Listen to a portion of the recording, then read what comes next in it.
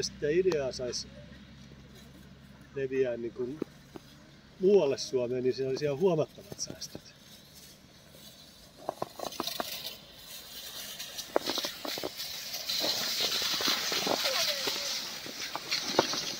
Ollaan täällä Luopioisissa ja Ari Toivari täällä meille kertoo potkurikaistoista, niin kerro vähän mistä on kyse.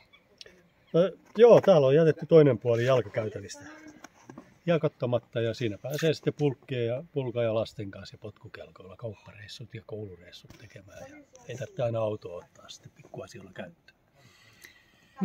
Mistä tämä idea on lähtenyt liikkeelle?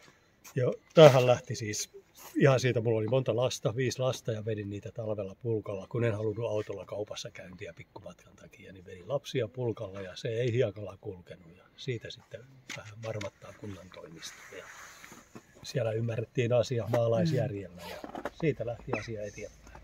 Mitä tämä vaati, että tämä saatiin toimimaan?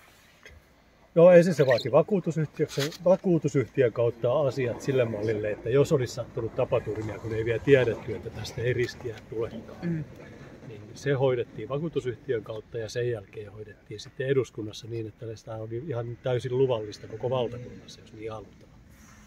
No niin.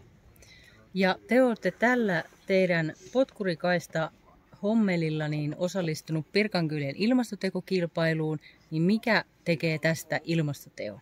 No ilmastotekonahan tämä on siitä tosi hyvä, että tässä liikutaan jalan, pikkureissut, mitkä on autolla yleensä paljon polttoainetta vieviä ja sitten tien tai jalkakäytyjen kunnossapito helpottuu ja kevenee.